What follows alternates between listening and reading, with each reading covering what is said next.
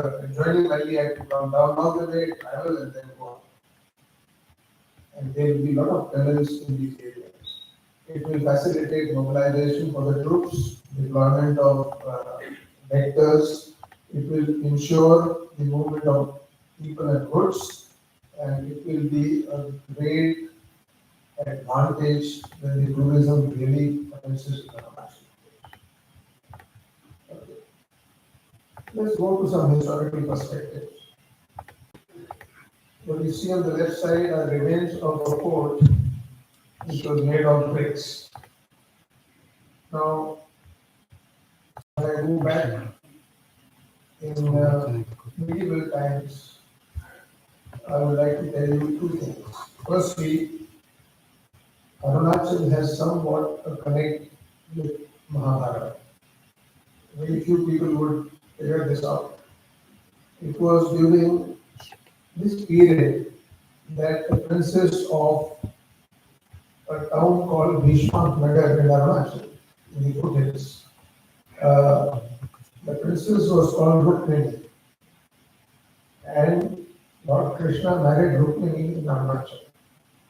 It's a long story, but to cut it short, the Rukmini's elder brother, who was the male heir, he forced her to get married to a person who was not a person called Shishupal from the Mahabharata, if you remember who Shishupal was. And she rebelled, told her father that I won't, and she sent the state Pujari all the way to Dwarka, to Lord Krishna, to say that you come and help me and take me away because he's forcing me to get married to Shishupal. Shishupal objected their way and they defeated him. And they went to Dwarka and the marriage was solemnized there. But before going there, they halted before exiting Arunachal in a place called Nikapali. And there, Lord Shiva and Parvati came as common people and solemnized their marriage in the temple. And Lord Parvati Devi, she named Rukmini as Malini. So that place is called Malini Sthan. It's a religious place. We have excavated the old temples, new temple has got built, and a lot of people gather there in the season. But more than this is, Gujarat celebrates and solemnizes this marriage every year in a place called Madhavpur, which is close to Dwarka and Somnath. They invite us to come and join because there is a musical extravaganza which is carried out by almost 2,000 people in an open ground, which comprises almost 60% of people from Gujarat and 40% from Arunachal. And every year this marriage is solemnized. It's a great issue of two cultures meeting at a place, so widely separated, but there are a lot of commonalities in the way we go about doing things, and that is part of it. What you also see, the sport is actually a part of the kingdom when the Ahoms ruled Assam. The Ahoms came from Myanmar and they befriended the tribes in the Brahmaputra Valley, and they had a run for 600 years. But over a period of time, a lot of other tribes from Myanmar wanted to also come into these, fertile areas. To ward them off, the Ahoms made outposts on north and south bank of Brahmaputra. What you see this fort here is in the north bank, and it is made of bricks. So it was known as Eta Fort. And this is exactly where Eta Nagar is today, and it derives the name from the Eta Fort. The headquarters of this fort where it was located is where the Raj Bhavan is today. And that is historical. Okay, let's go ahead. So after 600 years of rule of the Ahoms, the British came to India and they established these presidencies. It was Bombay Presidency, Madras, and Bengal Presidency. The British were keen people who spread out in the countryside. Their sole aim was to discover where the wealth lies, what is it that they can take away from here. And so when they came to the Bengal presidency, slowly they peeled out to the eastern areas as well. They were coming there to seek financial resources. And they slowly learned that the east is actually, it harbors and it contains oil, tea, and coal. So they started establishing their system there along the Brahmaputra valley. And the locals did resist, and that's when this Battle of Jandago took place in 1826, where they defeated the locals and they established the council, which is the Northeast Council. And from there they started getting into the hills area. The first foray was into Naga hills. They later learned that Nagas were headhunters. And a small party with 2 officers which was sent to talk to the locals and appease them that they were murdered there. So they could not reach those areas again. And the best thing they did was, instead of fighting them, they sent the missionaries there. The rest is history. Arunachal Pradesh at that time when they came was fairly isolated. It was far removed from the rest of the areas. It had tribals who were inhabiting the dense interiors of the state, and these tribals had a habit of coming into the plains area in Brahmaputra and masquerading there, looting and going back. During the Ahom period, the Ahom kings realized that these tribals required resources. So they started granting them an allowance. So now what would happen? They would come there, collect their allowance and peacefully go back after buying whatever they had. The British realized this, and they too started doing the same. But they realized that this big state, which is foreign state, has a lot of wealth in it. The second thing they realized was that this state leads to the northern borders with Tibet or China, on Myanmar on the east and Bhutan on the west.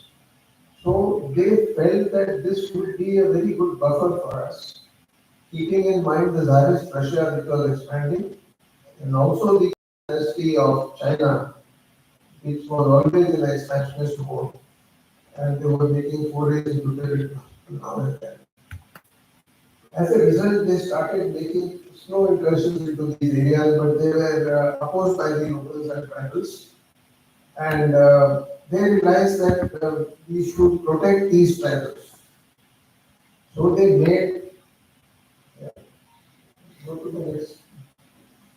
So they started making a thing known as the inner line. The inner line was drawn, as you see, at the base of Arunachal on the north bank of Brahmaputra. And this inner line was made to ensure that no outsider transited across this into these areas. Only they could go and come, and neither could the tribals cross over into plains areas. So while it was serving the purpose of keeping this area safe, 2 things happened. One was that the tribals who stayed in these areas, they remained isolated. There was no economic development, there was no social development, there was no contact. At the same time, they were happy that this whole buffer that was there was helping them to guard their priceless things that they were making in the Brahmaputra valley itself. But over a period of time, they realized that unless they made an outer line also, which will bracket the area, there was no survey, there were no maps, there was no information. So slowly they started getting into these areas.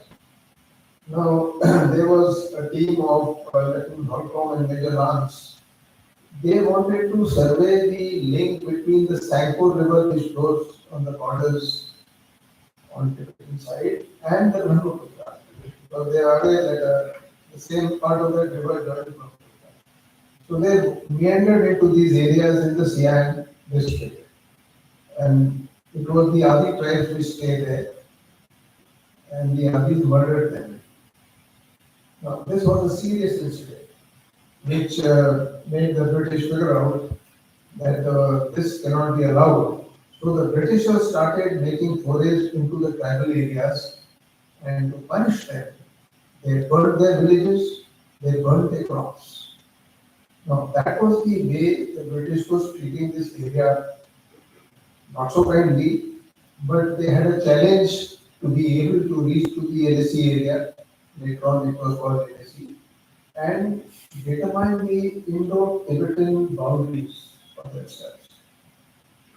So slowly they made these forays, and the next time they ventured into the Siang Valley, they had a two-pronged approach, one through the Diwan Valley and one through Siang Valley, and they were able to reach the upper extremities. As you rise from Arunachal from the foothills, the terrain takes you to the watershed of Sangpo, south of the Sangpo River, which runs west to east at a height of almost 30 to 15,000 feet. So they found that this was a good barrier to hold the front line, and an outer line was also determined based on this. This commenced mapping these areas, going into various districts, and trying to do survey. Now, while it was happening, the locals of this area were not happy for them to be meandering like this.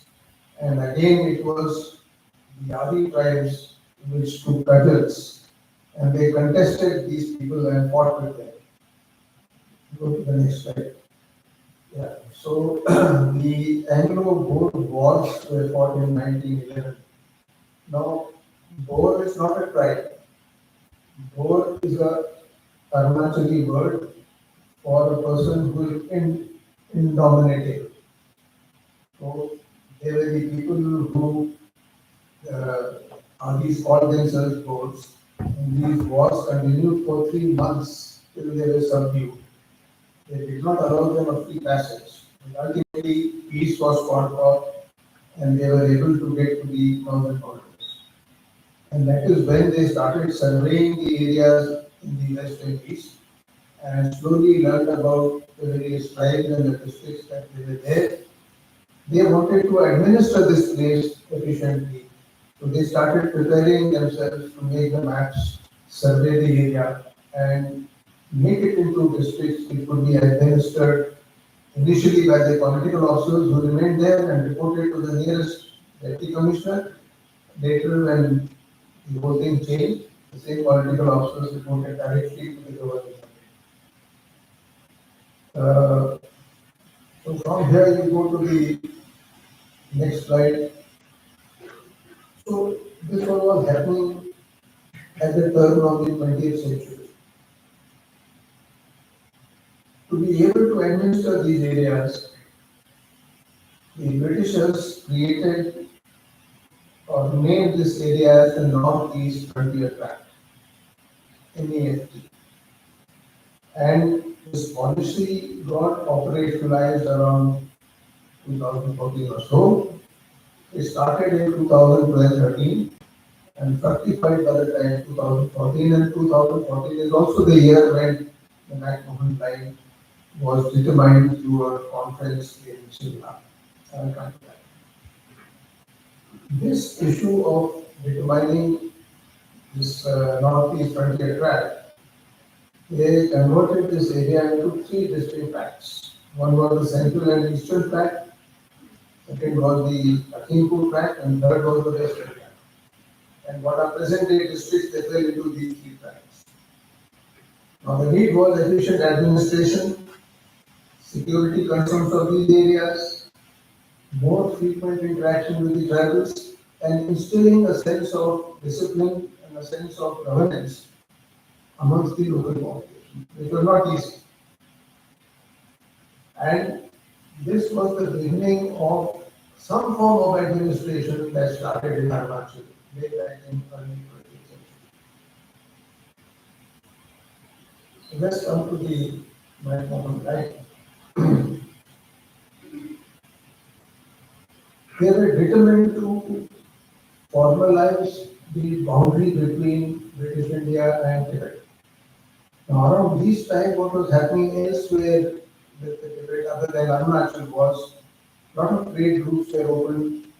The young husband trail from Sikkim went to the Sindhi Valley, it went to the Tibetans, we had these trade agreements, the Silk Route was opened, and a lot of activity started between Tibet and India. And from Arunachal itself, there was not much of a route getting into Tibet because the watershed was very high and it couldn't be crossed so easily. So what they did, McMahon was the foreign secretary of the Crown in India, and he took it upon himself to determine the boundary. So the best part was that he had two very able surveyors, Moshe and Madam. These two people were asked to survey these areas, and they were good surveyors, so they went right up to the NSC. They surveyed these areas, and they found that the watershed along the Saco River was an ideal boundary in the north, which would be determined on ground also and on back also. They also surveyed the areas on the west side of the boundary with Bhutan, and also east side where the tri-junction of Tibet, China, Myanmar meets up to that area where the Bhatta Hills start. And their activity inspired McMahon to formally delineate this line in the north.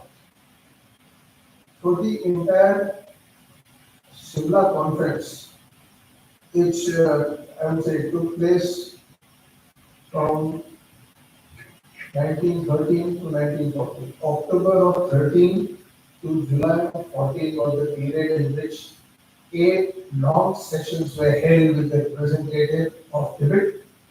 And initially, what was happening in China at that time was that the Qing dynasty was on the wane. And it is around this time that the People's Republic of China gained importance and took over the reins of China. It was sometimes in 1908, 1909. So Chiang Kai-shek, with his Kuomintang as they call him, he was ruling China that time. But the moment he came to power, they started putting pressure on Lhasa. They wanted to get into it. So the Britishers did realize that sooner or later the Chinese will occupy it. So he was keen to have his boundary delineated before that could happen. So the Shimla Agreement .1, it started in October of 13, and the first phase determined the areas and the boundaries between both. But when they called the representatives of China and Tibet, they did not come to Shimla so easily. They were waiting for each other to make a move. Then they sent a message that if they don't come, the Britishers will delineate and declare. So they came, and the Chinese sent their representative, one Mr. Chen. He arrived along with the European representative, and they started discussing the pros and cons of these boundaries. The Chinese, during the dynastic rules, had been making forays into Tibet quite often, but Tibet had continued to be an autonomous region so far. So, when these discussions took place, it was decided that the watershed will become the boundary with Tibet, and it was also decided the way the boundary would then turn southwestwards and reach till Rangia, making it the boundary with Bhutan. We had no problems sorting things with Bhutan, neither with Myanmar, because the boundary till direction was clear, and thereafter it came down south, which is bordering our eastern districts of Perak, Changlang, and the Tuensang and one districts of Nagaland.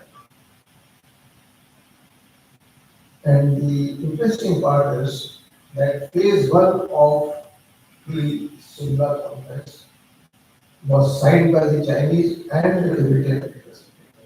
They agreed to it. It was the second phase when it started, and when nitty-gritties of the boundaries were discussed, the backbone line passed north of Tawang in the west. While Tawang's monastery had come up in 18th century, and it was being actually heralded by the lamas from Sonazong, which was in Tibet. So the Chinese made a that this area cannot be part of India, it has to be part of the inner Tibet. That's why they did not sign the final agreement. And this was happening in 1914 when this ultimately was announced and formulated. The Republic of China was also undergoing tensions when the Civil War started, and Mao Zedong and his Communist Party ultimately also and they made Chiang Kai-shek to flee to Taiwan, or what is almost happened. The moment the Chinese Communist Party gained control, it was very clear to the British that they will come and occupy it. So they started planning as to what could and should be done. Now, by this time, from 1914-15 to 1919,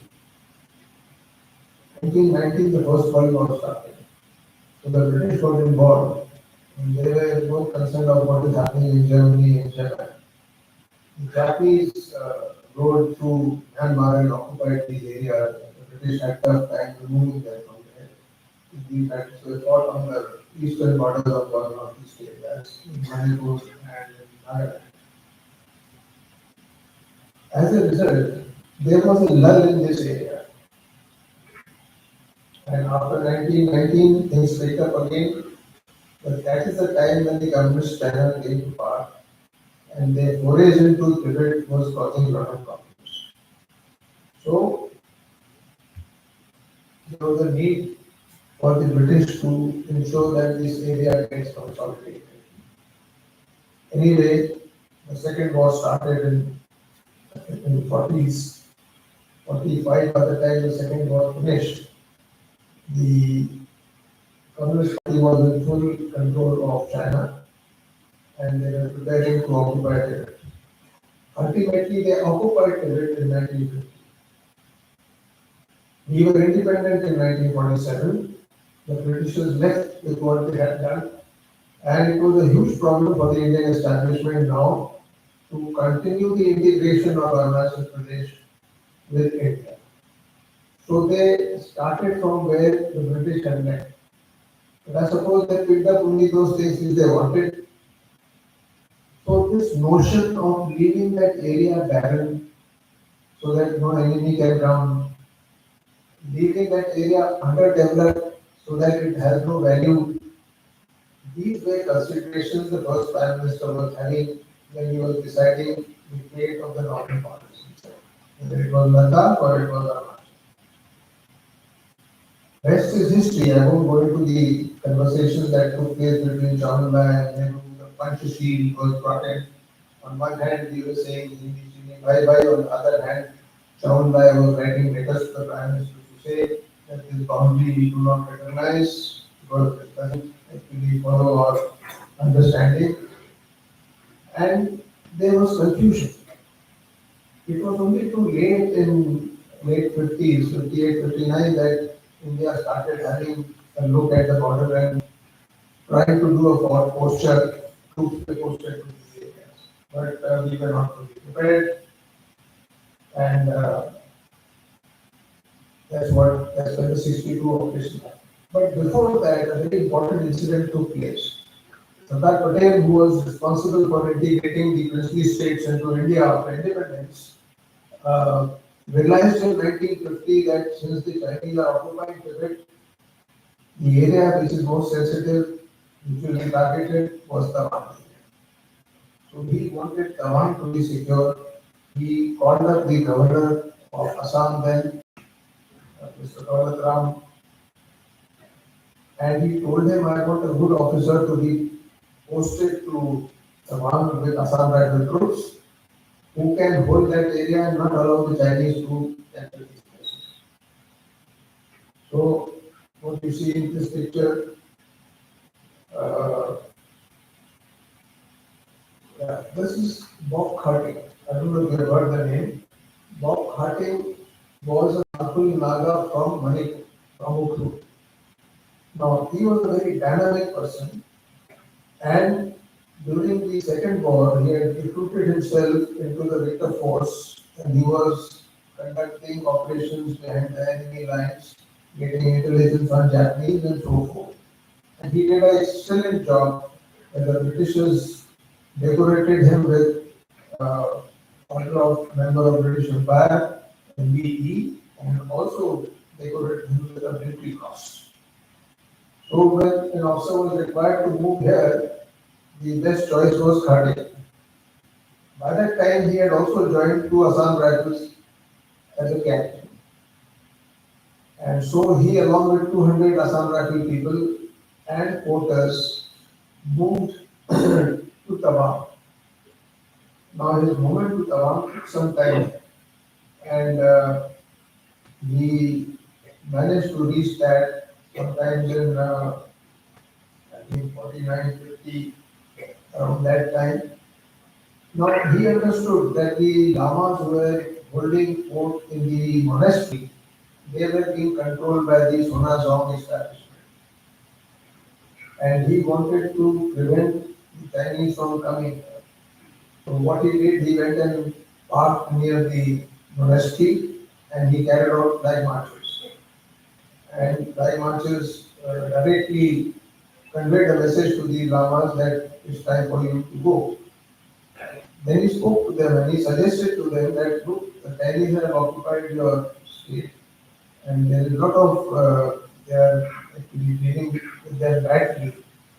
So we would request you to consider going back to Sonasgaon because we will no longer be taking instructions from us.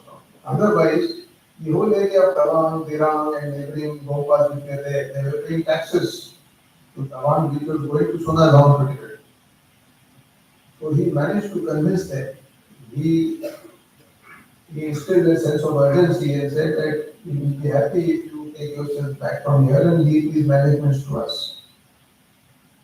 And long and short of it was that he managed to get them out. They were respectfully escorted back to Pinsimane. They went back to Tibet. He put the Indian flag on the monastery, and that's how Tawang became an inseparable part of Arunachal. This man was a dynamic person. Later on, he became an administrator. He was given administrative charge of Tirat, Changlang, and more districts. So he was a soldier, he was a bureaucrat, he was an administrator, and in the last portion of his assignment, he was sent as ambassador to Myanmar. He is the first officer from the entire Northeast who was part of the Indian administrative, frontier administrative services. So he is respected. It was last year that we honored this person by making a museum for him in Tawang and restoring the pride that he had brought to Arunachal and to Tawang. Let's go to post-independence. Now, I've covered what has happened before. I thought it is important because this reflects on whatever was happening in our. We were still, Arunachal was still isolated. Not many people were coming. The inner line was a big hurdle. And the British left it for us. The new establishment could have removed that and integrated these people, but they thought it was a good idea to keep it like this. And for years it remained like that. So post-independence, the Indian administrative services or the frontier administrative services took charge. Because this was such a difficult area, nobody was ready to stay there for a long time. People who were posted there didn't have a good place to stay. There was no communication whatsoever with their families. Families were very, very hazardous. There were no roads. We were crossing rivers on elephants. We were moving barefoot into these areas. So it was a tough. At the same time, the Locals of Arunachal were realizing that a new independence has come through and we are part of an independent India. So slowly their customs and traditions were allowing them to look at governance, to look at the way they can self-rule themselves. And that was important. So the first thing that happened was inter-tribal relationship improved. Though they spoke different languages, they could not understand, but acceptability of interacting with each other improved that time. And the political officers who were manning the forward post now were manned by our people. And then we created this whole area instead of Northeast Frontier Tract, it became Northeast Frontier Agents. It became NEFA. And it was during NEFA's time that the 62 war happened. And 62 war actually was a boon in hindsight because it then propelled this country to bring resources to the state. Three things happened when the 62 war had taken place. Go to the next. The first thing was that the civilians stood by the army, helped them. They acted as guides, they carried their loads, they looked after the injured, and they displayed a huge sense of nationality. Today, Arunachal remains to be a very nationalistic state. If you go anywhere, they'll greet you right there. There's no problem. But that's how they are. So these battles were fought mostly on the western side in Tawang, Sela, Bombila. The Chinese came right till Tezpur. Having secured these areas, they declared and they went back to the LAC. In the central area, they got into Longju area and the upper Subansiri areas. In the east, they came into Pilutu up to Balong. The Battle of Balong was fought in November, late November, December. But that was one place that we resisted the Chinese from getting beyond that. It was 6 Kumaon, 4-6 who fought there. Last year, we had the occasion of celebrating the 62nd anniversary of the 62 war. And the best part was 6 Kumar was posted in Balong. So they managed to get hold of all those families who had helped them. We honored all those families. We honored the unsung heroes. And it was a wonderful function where integration was taking place. And if I tell you with my experience, the civil, military, the civil administration, military synergy that exists in Arunachal is far superior than it exists anywhere else. Far superior. That is why when the Honorable Prime Minister's vision of Viksit Bharat started with vibrant village programs, he said Army will be a collaborator. We will do in sync with the armed forces. The first thing I was able to do when I went there, I got the Sadhana funds authorized for people in mission command. So today, all this Sadhana we did in J&K is being repeated here, but with a difference. There is no appeasement. What we are doing is helping us to improve our operational positions. What we are doing, we are able to motivate the youth of our land, whether it is education, whether it is health, whether it is sports and adventure. So it's a very good tie-up. Very recently, the 2 and 56 page from C4 went from getting hold of children from class 5 and 6. They got 78 children from rural schools. They trained them for 3 months to take the exam for Sainik school. We have a Sainik school in ECI now. And I'm very pleased to tell you that 38 students got through. It's a sea change for these kids. When they join the Sainik school, they are on a fixed line. Similarly, we are motivating them to join the armed forces. We are motivating them to join the paramilitary forces. We already have 2 Arunachal Scout battalions. We are looking at more. We are trying to see how, because when I come to the threat perspectives in the end, you will realize that there is a problem with Myanmar and of course with China as of course. Okay, go to the next. Now, post-independence developments, I have already talked about the Sino-Indian conflict, the frontier administration and the NEPA slowly transited to Union territory in 1970. So what are the major changes? When NEPA was, after independence, was being treated like a frontier agency, it was placed under Ministry of External Affairs because it had to deal with borders and international borders. So they were trying to see how to generate the, the capability of preventing anything from happening.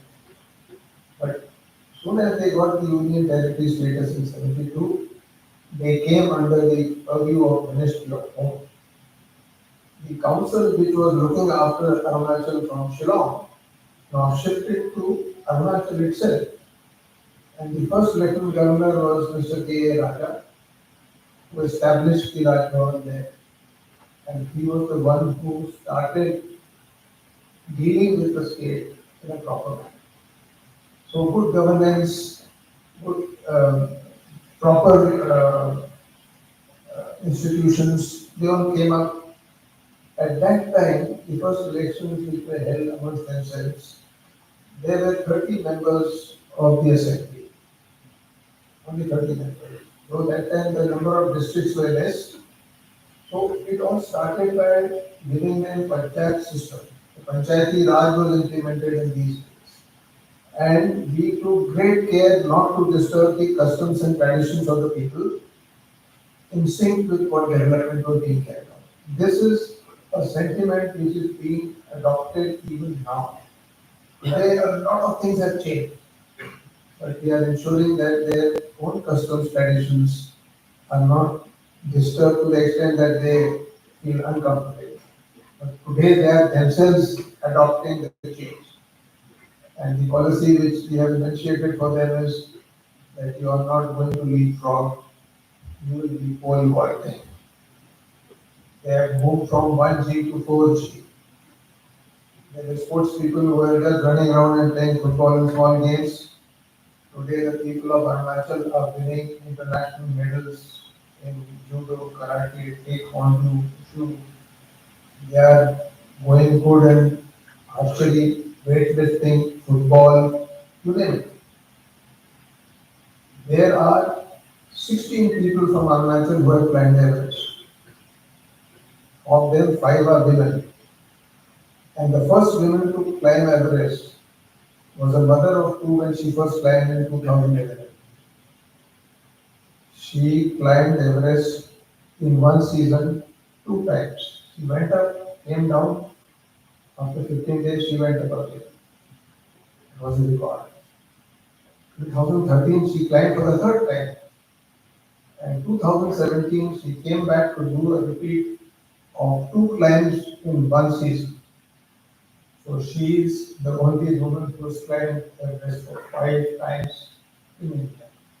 It can't be a world record because it is more ladies porters and women who have gone there more times. But amongst all other countries, they are the only state which has the best per capita Everest run. So if I say that 40 lakh people, then 16 people making 16 and 420 climbs, it comes to less than one per less than a lakh. Okay, we just understand. So the post-war administration led to Nepal, which led to the Union territory being brought in. Now, what happened was that the entire administration was reconstituted. What was initially 3 tracks now became 5 or 6 tracks. So there was a Balipana track, which included Subansiri and Kameng districts. There was a Tirap track or Tirap Chandlan. There was a Abhor hill track, which essentially dealt with Siang district. There was a Mishni track, dealt with Rohit, and of course a Naga track, which was Karnataka. So the number of people involved in governance increased. We slowly started getting resources. There was transport, there was better health facilities. There was another very good thing that happened at the time when the union territories were just about forming was the coming of age of the Vivekanand Yoga Vidyas. And these monks came from Bengal and they set up these VKVs. Today they are outstanding schools in Arunachal. Outstanding. And the government schools are trying to be modeled on that. We also have Eklavya school and we have various other things. But the VKV students, I think 80% of the people who are MLAs or they are secretaries or anything good in that state, they are all products of VKV. So education improved. Their excitement to do well improved. Slowly we started having the first person ever to become an IS, a bureaucrat, and so on. And the administration improved many folds. So this thing, sir, next slide. From Union Territory, ultimately, the last governor, lieutenant governor of Union Territory was Mr. Raj. He was an IPS officer. When the recommendations of giving statehood to Arunachal came up, surprisingly, he said it's not a good idea. Let it be like this, we will govern it. Whereas the country was ready to give him statehood place. And he kept denying it and he was against it. Ultimately, on 20th February 87, Arunachal became a full state. It became the 24th state of the country. And this man resigned. And the first governor was Sri R.T. Pradhan from Mumbai. And I can tell you the type of reforms he brought. He is revered in Arunachal Pradesh. He passed away last year. And a lot of people from Arunachal came to Mumbai for his birthday. That's the type of attachment they had with him. So statehood came in 87, things started changing, more resources came, governance improved. But one thing which Arunachal lacked was that they did not have their own doctors, engineers, nurses, compounders, what have you. Because there are people who were less educated, had yet not reached the college stage. Later on, a lot of them came to Delhi, to Pune and Bangalore, and they acquired degrees from them. But we were supported by staff from Assam, Bengal, and Delhi. Now they would come with enthusiasm, but soon because things were tough there, they would not last long. In our exuberance from 1919 to 23, the state had opened 600 primary schools in the remote areas, in keeping with the Viksit Bharat sentiment. We had to close 600 schools because either there were no students or there were no teachers. Now, this challenge remains today. Though large steps have been taken today, and I'll come to that when I come to education part. Okay. Let's talk of Arunachal today. Uh, Arunachal being a green state, we do not have any industry there. There is no polluting industry. Our industry is mainly food processing, hydropower, infrastructure. That's about all. So we are now trying to upgrade this whole thing. So you will see in this graph that the GSDP of the state, if you take 10 years back, it was just about 17,000 crores. Today it is about 40 some thousand crores. We have 3 hydropower projects which are maturing by end of this year. It will give us 6 to 7,000 megawatts. We are already surplus in power. When we get this, we will be getting equity for putting it on the national lines. There are 13 more projects in the island. They are being surveyed and they will fructify in 4 to 5 years. Actually, Arunachal has a potential of 58,000 megawatts, which is 40% of the total capacity of the whole country. So when we do these 13 projects, we will be at almost 35,000 to 40,000 megawatts. Now imagine the Prime Minister has been helping Arunachal in many ways. He's very benevolent. I find a central minister every 15 days visiting Arunachal. They come and stay with me. They go to the rural areas. They go see what the projects are on. If there are problems, on the spot it is resolved. If there are funds, there is no doubt. So that's the kind of support we are getting. And with this additional hydropower, the state will earn something like 25 to 30,000 crores equity every year, which is almost four-fifths of the DSGP today. That's the kind of economic prosperity that we create. The state has taken seriously towards technology, and I'm just showing you some infrastructure. What you see in the bottom left is our assembly. When the president came for the statehood days on 20th February 23, I had been sworn in for 4 days. I had not seen this assembly. When we went to the assembly to address the assembly, the president stood there spellbound. And my first reaction was, "Kitna acha hai." She said, "I have not seen a better assembly." Then the speaker told her, "Madam, this is a paperless assembly. It is IT enabled. We have a control room which records all proceedings. In 45 minutes it changes voice into text, it edits, and the minutes of meeting are on the speaker's table within 1 hour. Every MLA has got a desktop. He can convey his message to the speaker on that desktop. He lines them up and he controls the speakers. He switches on the mic, that person speaks, nobody else. When the Honorable President saw that, and she said, "I wish this discipline would be, taken to other assemblies." And then we are a small state, a small number of people. She saw some empty seats there, and she asked me, she says, "क्या बात है? लोग परेशान हैं या उनको उनकी तबीयत ठीक नहीं है? उन्हें पता था हम आ रहे हैं लेकिन आज भी नहीं आए असेंबली में." He smiled and told her, "Madam, this is a futuristic assembly. आज इनके पास सिर्फ 60 विधायक है, कल 90 हो जाएंगे तो हमें इसको डिस्कस करने की जरूरत है." Look at the roads which have come up. I think hats off to the BRO for doing what they have done. And they continue.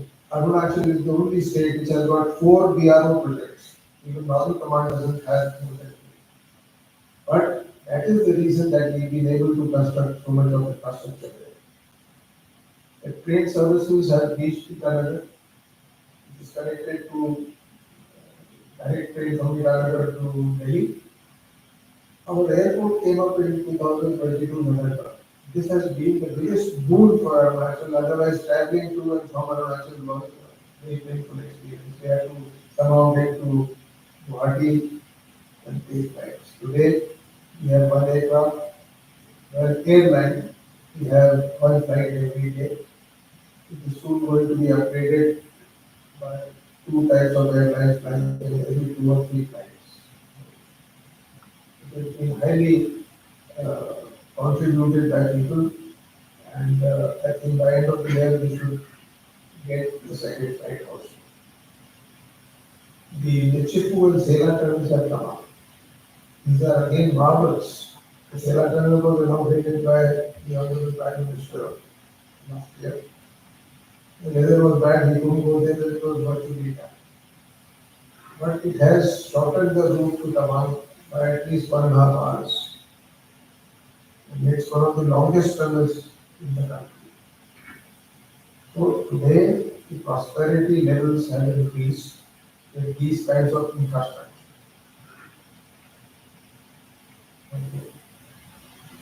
I'll be talking about more next. I'll talk to you about the hydropower. We have a major dam coming up in Siang Valley. Now, Siang Valley is the one where the Saipo River from Tibet turns around the big hill feature called the Namcha Parva and it glides into Siang Valley, becomes the Siang. We are aware that China is making a huge, massive dam at the place where it turns, or thereby.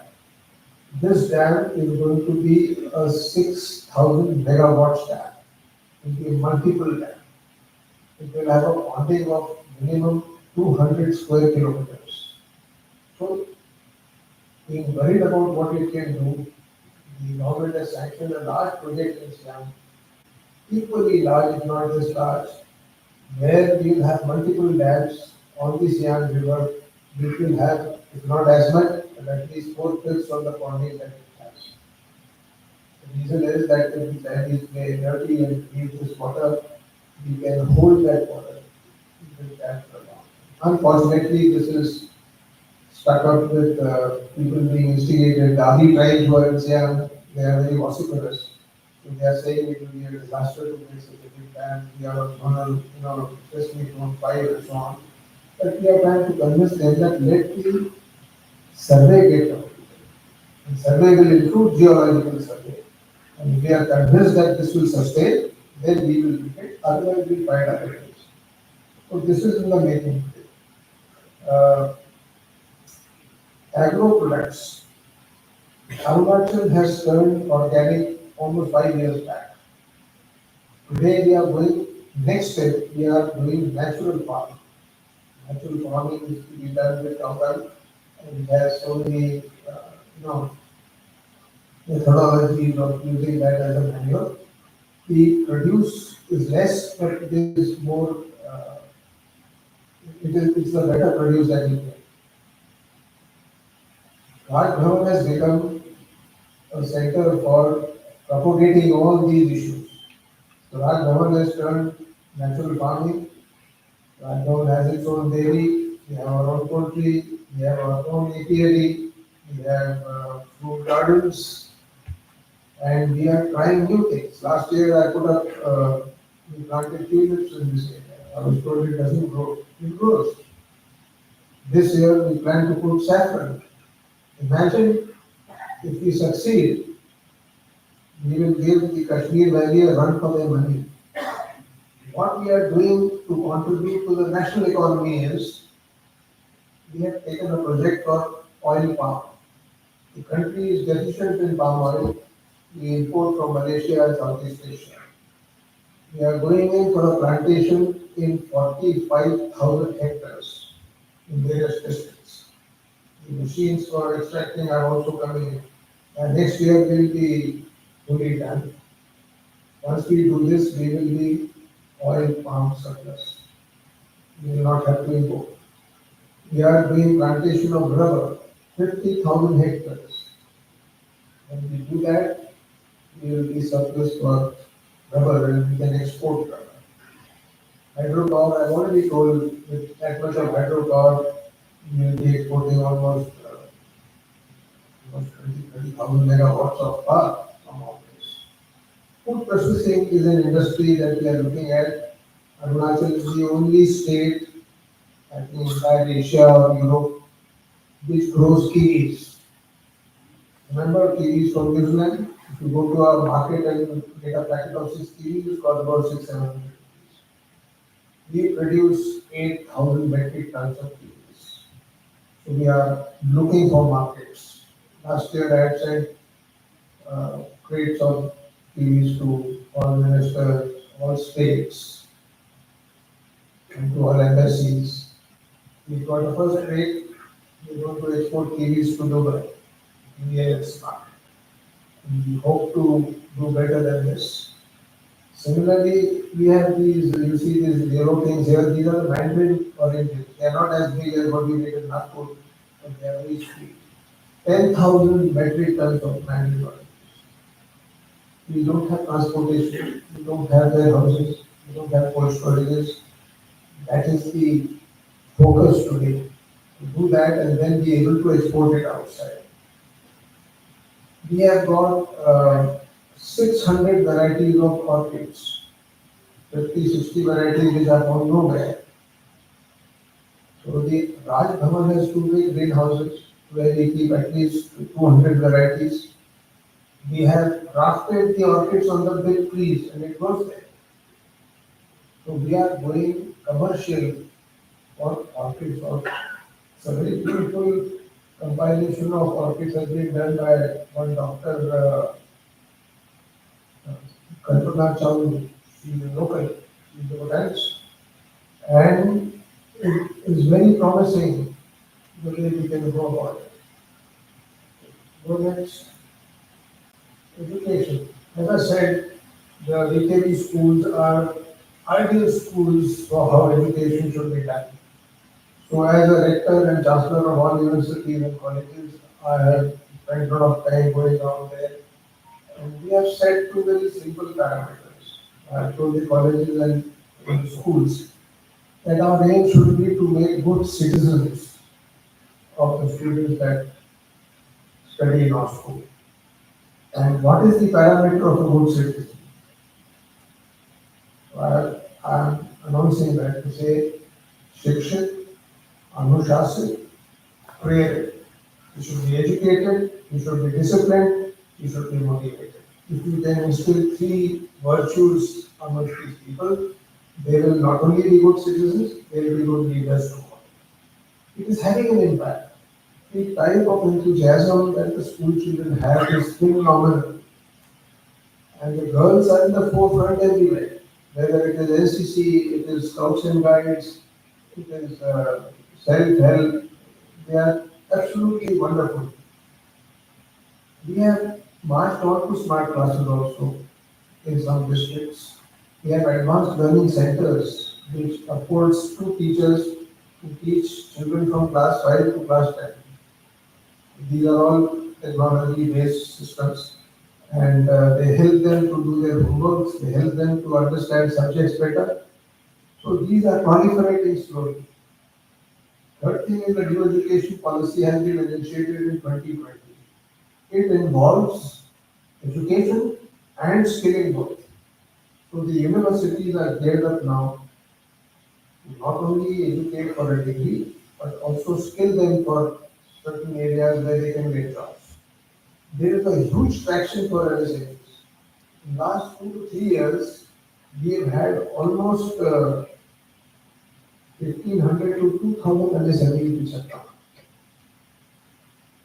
The government is facilitating them with funds, and we are careful in letting them choose what they want to do because they must create jobs. So very lately, 2 months back, we had a tie-up with NASDAQ. We had a virtual meeting with NASDAQ and the people from California, and we have signed the MOU with them who will be doing a great service for us to educate, train, and enable people on artificial intelligence. We had the CII people coming and promised we have done MOU, they are setting up a skilling institute of a hub and spoke nature, hub being economic and spoke being a district. So they will not only skill our people, they will enable them to go to industries for internship and they will also help them for placements. What better can we expect? Being a small state, the numbers are small. So even one institute excites us. But then that's the scope of this, I'm sure we'll get there. Go to health. Health is also a major problem because of the terrain, excessive rainfall, and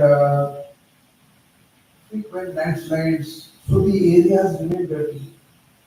Villages are not able to, clean them up effectively. And we have problems of TB. It's a lifestyle. These people, they eat a lot of red meat, they smoke pipes, and that's why this TB is prevalent. So we have taken a lot of measures to ensure that we become free of TB in another year. And lots of effort are being made. We have got this Nikshay Mitra. We are adopting children so that we can give them the rations. and food that they deserve. And there is a huge effort being made in the state to minimize this. We have only one medical college and hospital, the TRIMS. There are two or three civil hospitals. But we are getting another medical college. We are short of doctors, nurses. We have lovely district hospitals with no doctors. We have GD doctors but no specialists. So these are challenges we are facing today. And we have decided to address them within. It's an inclusive growth that is being addressed. So with this, we have doubled the quota of people who will be commissioned from this one medical college. And the second one is coming up by next year. So we should be able to have our own engineers, doctors, teachers, nurses, accountants. It will help the remote areas. At the same time, we have gone in for telemedicine. We have gone in for the drone DBs. I don't know if you've heard this term. The women have been trained to fly the drones. And there are little bigger drones which help them to reach the medicine to remote areas from the rural areas. And they seem uneducated, but they are done good at what they do.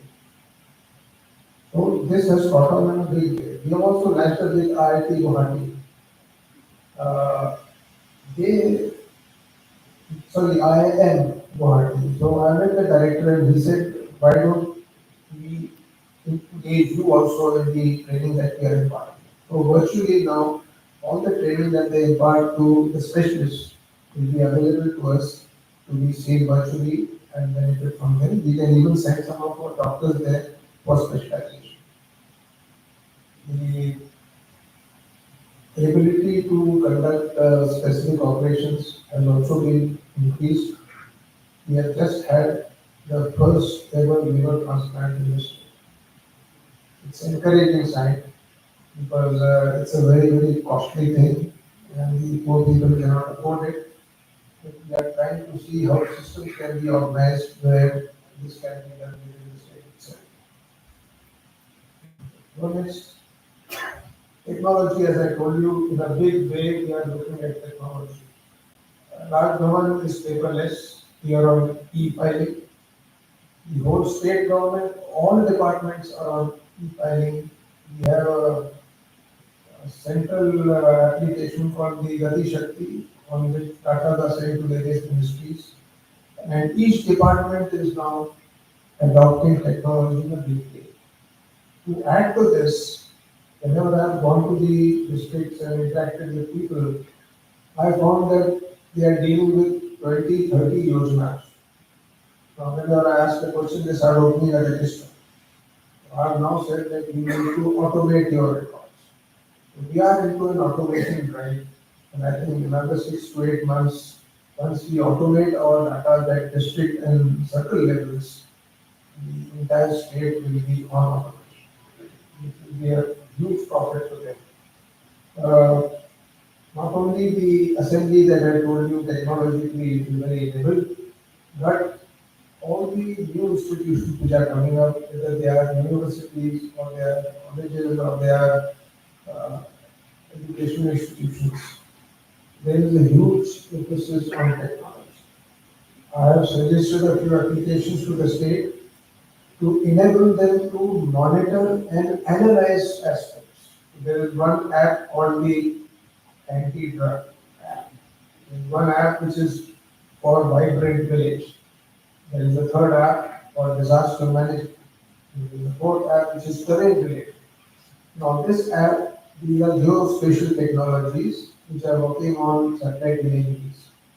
We have a downlinking station in Shillong, which is available to entire northeast for as many images that you want, as many times. And I have been chasing the departments to say that please use this. And just give an example about the terrain related one. Now, once you have this app ready, secretary or the minister or anybody who is using it in his office, he just opens the imagery of the designated area and he scans it. On the menu, where some artificial intelligence is, he sees the cropping pattern in the area. and his focus is on poppy cultivation, but that's where things are going wrong. Nobody will tell you where the poppy is growing if you go around ask. In one, he sees 10 dots, he gets that long of these areas, tells the police, it is taken care of within 48 hours. Similarly, he wants to see the minerals which are lying underneath. It enables you to find that. Arunachal is actually uh, very, very, I would say, fortunate to have rare minerals there in our areas. There is oil also, there is cobalt, there are two other rare elements, and these can be prospected. Once we know where they are and what they are, it can be done.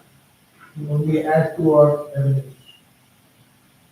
Uh, Other than that, we are trying to encourage the people, and I am actually encouraging the ministers and secretaries to get onto this technology too, because if they propagate in their districts, then it spreads everywhere. Next comes the skilling. Now, Arunachal has taken a decision that they will not have any polluting industry. So manufacturing will be limited. So what we are looking at is food processing, IT, textiles, hydro. So we are only getting skilled in these areas so that our people can be employed within the state and we can manage our own institutions. So skilling is important, and the new education system creates an environment where skilling can be done and marks are awarded and you can have a break, you can again go and you can continue. So it's a good thing. Adventure sports and adventure. Arunachal has recently been declared as the most happening tourism destination in the country. It is not yet erupted, but we are focused on infrastructure. We have all kinds of adventures. We have, you can say, mountaineering, we have whitewater rafting, we have mountain biking, we have paragliding, we have religious tourism, because of the religious spots that I showed you. We have border tourism, where memorials and everything comes up, and we have tourism in every form. What we lack today, infrastructure has come up, but we lack hospitality. We don't have places where people can comfortably stay. Secondly, because of the difficult terrain and long rainy season, we need better transportation. So we are looking at these things. I think it will take a year or so more. Once it opens up, we are also looking at models. I was suggesting that we follow a Bhutanese model. Bhutan has they have a tourism model which is niche, and it happens in only one small part of its western Bhutan. The rest of the central Bhutan, there is no village, is nothing. Eastern Bhutan is also part of it. But there it is so well organized that any uh, visitor who comes, he pays $200 per person per day to the government for just being in Bhutan. So we may not be able to do that, but we want to make sure that it is comfortable. And the second threat that I expect is if we just open the floodgates, we have just 14 lakh people. If there are 2 lakh tourists who come there, we will be overwhelmed. We don't want that to happen. We are seeing what has happened to the best tourist attraction today, Nainital, Mussoorie, Shimla. They are bursting at the seams. We have more area than that. We won't burst, but we will be overwhelmed if we don't take it care.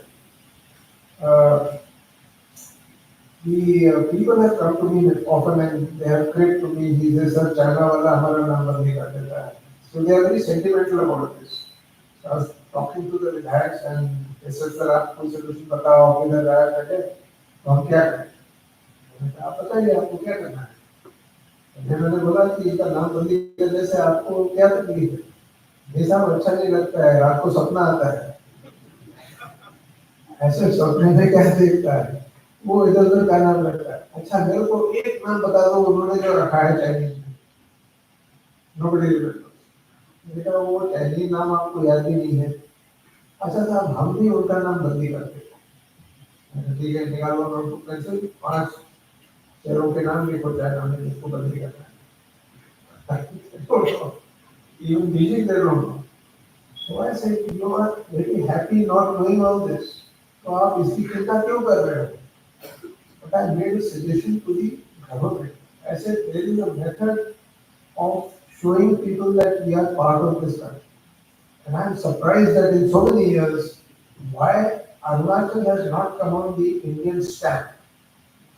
The stamps travel the whole world. Every year you take 3 stamps and Thursday covers. It gives your map, it gives, you can put your monastery there, you can put your tribes there, you can put your flora fauna there, anything. But you are sitting idle and you are not trying to understand. Once we have a stamp with Arunachal on it, nobody needs to be told. They know that we are part of this country. Secondly, I said we must start mountaineering expeditions on the border. We have got good areas where we can do mountaineering, and we are fortunate to have an institute called NMAS, which is in Common District in Pradesh. We open this mountaineering to foreigners. Let them climb those peaks and we name these peaks as per our own. This will travel. They will know that this peak is in Arunachal, which is part of India. So these are small, small things which need to be taken care of. And I'm sure that this will happen soon. Ecotourism is also a very bright prospects. We have got a number of reserve forests. We've got animals and birds which are rare, which won't and there is a butterfly trek, there is a bird trek. We have now started glacial lake treks. So these are very exciting. Where anybody who comes from, the habitat, you want some peace and tranquility, you can go and admire the nature. The people there live with the nature, and they are very keen to keep their environment clean. We have these hornbills, which is also a state bird like Nagaland. They have a hornbill festival. We also have a small one. And all the tribal festivals which are celebrated are a part of the tourism. They are wonderful traditions, customs that they have. They run these for 3 to 4 days. There are competitions, games, displays. There is so many things. And 90% of these festivals are all aligned with the harvest season. And today, the Honorable Prime Minister has said that all Raj Bhavans will celebrate all statehood days. It's a part of Ek Bharat, Shresth Bharat. It's a wonderful thing that has happened. We search out people from various states whose statehood days there, invite them to Raj Bhavan, and take them to a high tea.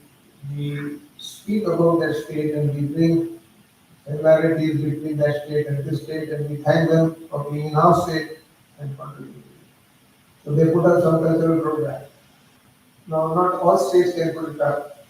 So what we did, we had tasked our schools that at every statehood day, they will put up 1 or 2 small events to that state. You will be amazed if you see some of the performances by Arunachal students. If I have time, I'll show you some. We come to some success stories. Now, success stories are coming from the rural areas. What you see here are the self-help groups. Now, the self-help group concept is women of the state form groups and they go to all the areas, whether it is food processing, textiles, it is art, culture, form. They gather these things, package them nicely, come to the bigger towns and sell them. As of now, this is what they do. And whatever profits they make, it goes into their account. So, this is a photograph of one of the villages where I had gone and I saw all that was displayed. So I thought I must use perception management to convey a message. What we did, I they were presenting me with things. I said, no, no, don't give me a present. I don't need it. But they allowed it. I said, okay. I purchased everything that is there. So I told my DC, make an account and collect everything that the state will pay. So we paid about 50, 60,000 bucks and picked up everything. They had their earnings, so we were carrying it back to Rajbhavan. I said, no, no, no, keep it here. Then we called the town owners and asked them how many widows in this village, how many destitutes. We gathered them and we handed over all these things back. It is just perception. Mind you, this one small act set everybody thinking that we are here to help those who are underprivileged, and at the same time we are encouraging those who are putting in an effort. Now, go to the next slide. So to encourage the self-help groups, I held a meeting in Raj Bhavan. You see down below on your website, there were 100 Lakpati Didis sitting. So I told them I have got 1 crore Pati now. Because you are all Lakpatis and you are 100 of them. You should have seen their enthusiasm. They got up and told me so many issues. ये नहीं है, वो करना है, ऐसा होगा, हमको native stitching भी करनी है, सिलाई मशीन तो हम भी करेंगे, आपको मार्केट के लिए हम बाहर जाएंगे. It was very, very encouraging. Then I had sitting with me the commissioners, the minister, the department who deals with this. So whatever decisions were taken were in front of them and they were implemented immediately. So this is a very encouraging. And these women have gone beyond just selling and buying. When I went to one of the Challanges districts, after the meeting with the administration, they took me to a temple. They call it a gangi. They were doing it for a gangi. I wanted to see what they do in that. So there is just a photograph of sun and moon, and a priest comes and sings praises, and they all sing together. After that, I saw a lot of children sitting there, and they took me and they made me shake hands with each one of them. So I asked them, I said, "क्या करते हैं?" They told me they are all drug addicts. We have rehabilitated them by nurturing them. We sat with them, we nurtured them, we told them stories, we took them for a walk. Instead of just sitting and staring at the roof, they are only taken out by somebody once in a day. This was a fantastic act of theirs. What we did, we recommended to the state to felicitate all these children and engage them so that they don't go back by making them anti-drug ambassadors of the state.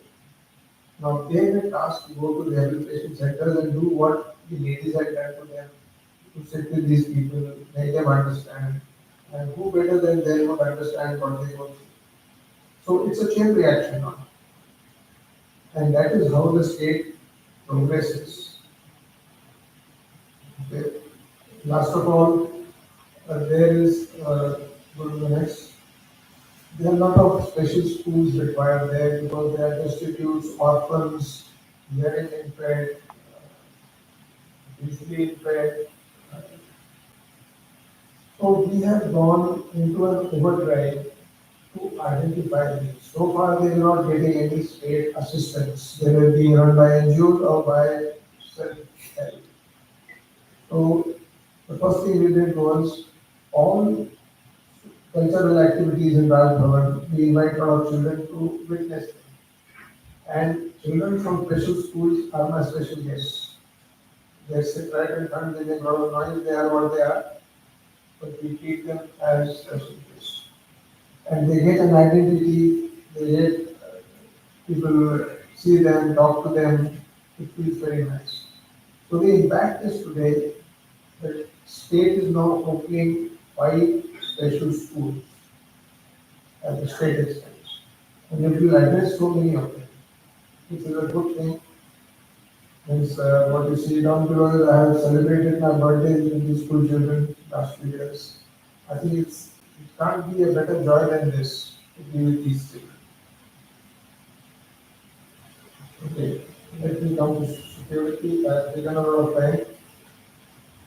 This is something which needs As you know, we had the 62 war. We have events which are taking place on the northern borders and western borders. So I'm focusing on northern borders with China. What happened in Galwan in 21-22 and what is happening elsewhere. I was privileged to be on almost the entire northern border. I commanded 17th West 4 when I was in Bhutan, and I served as a major in Himachal and Uttarakhand. So I'm having a good look see at the behavior of the Chinese and the Canadians. So one thing or two things appeal to me, that is the PLA comes with a format. It is programmed to do certain things.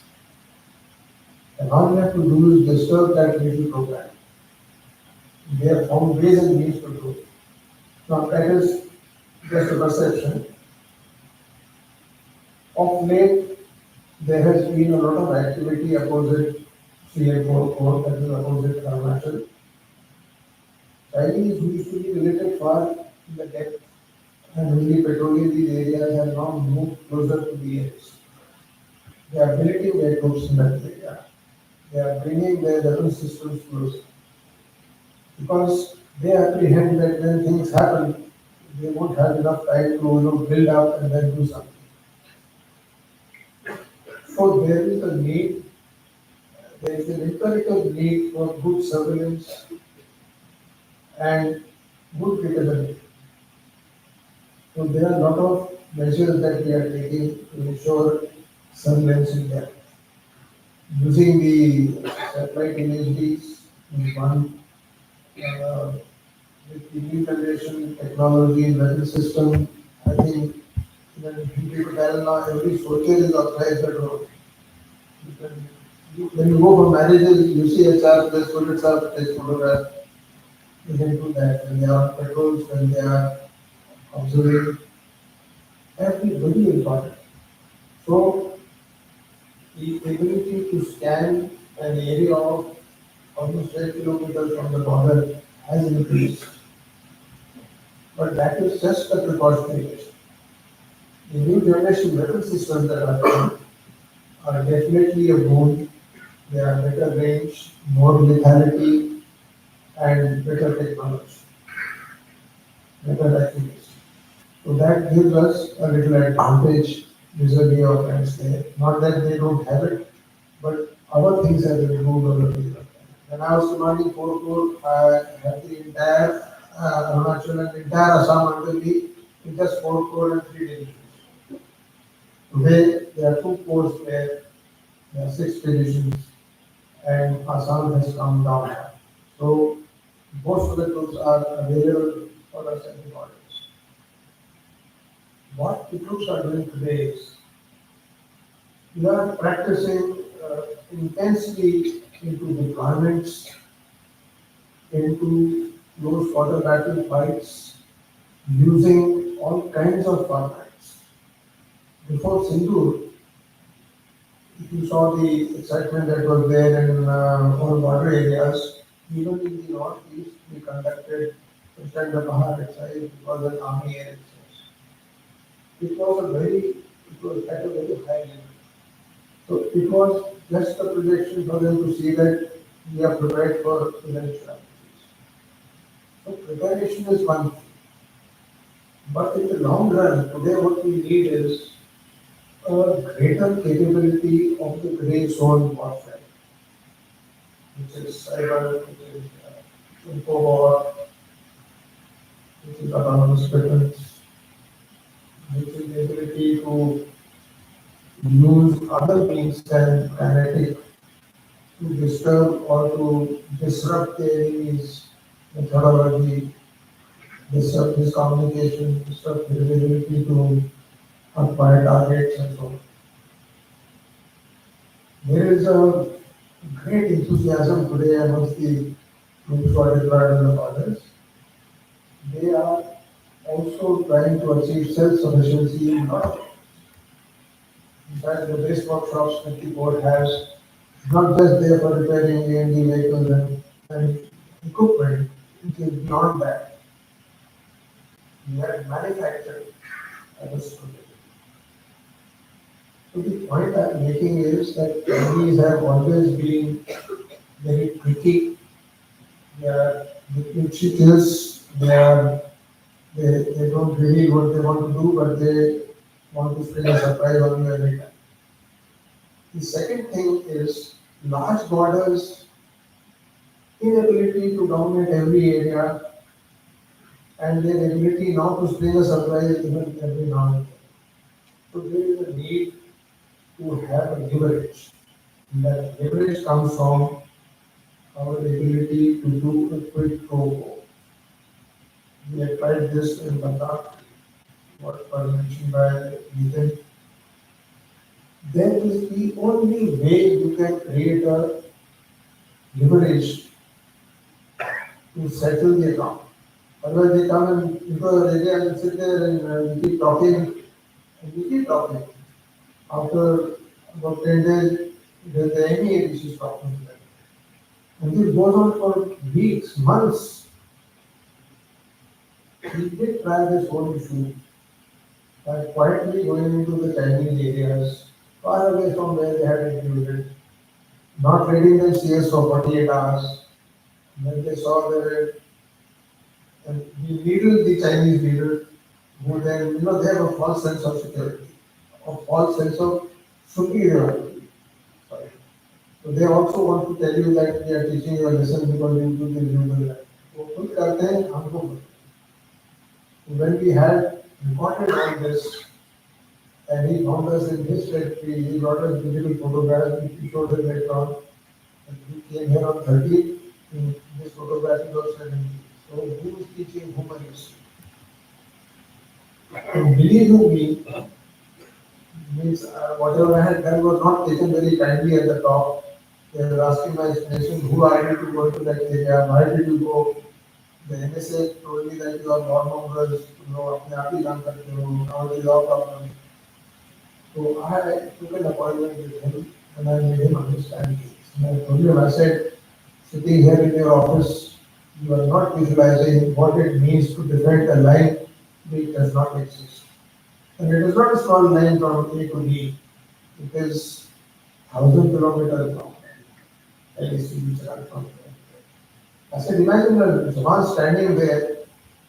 What is he defending? And they have put patrolling points for us to go. These are safely put well within the area which we perceive as ours. By putting those patrolling points, the Chinese assume that that is your border. So they easily storm into those areas.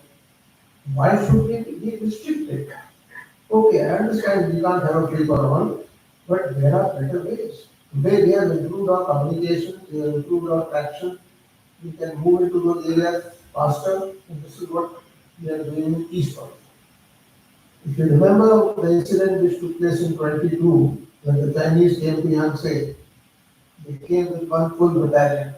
There is that holy water there, and they wanted to go there to have a day, but by doing that, they would come and sit there and say, this is ours. So, all and 5 they were very, very alert. And you can see them coming from far away.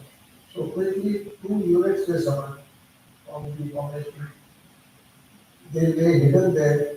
When these people came close, they quietly surrounded them and made the concertina corridor. Now there was no escape.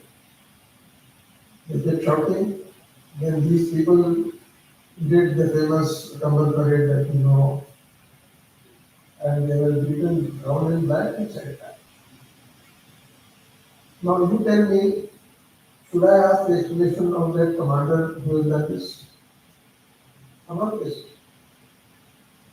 But this is not what you have to do every time.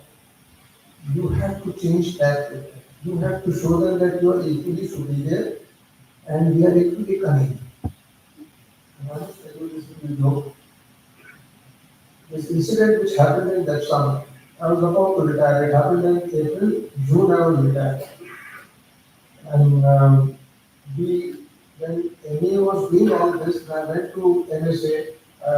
He said, what do you want? I said, give me 48 hours. He said, how can that be? We are discussing at national level. तुम 48 घंटे में क्या करोगे?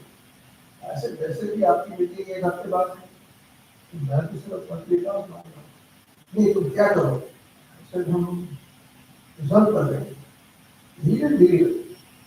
He gave me about 20 do's and don'ts.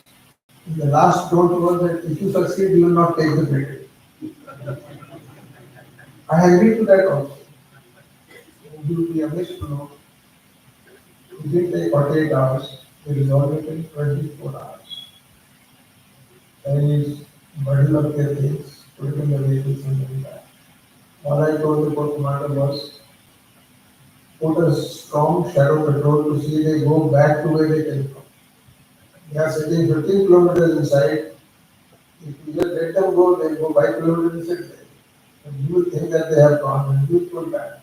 It doesn't work like this.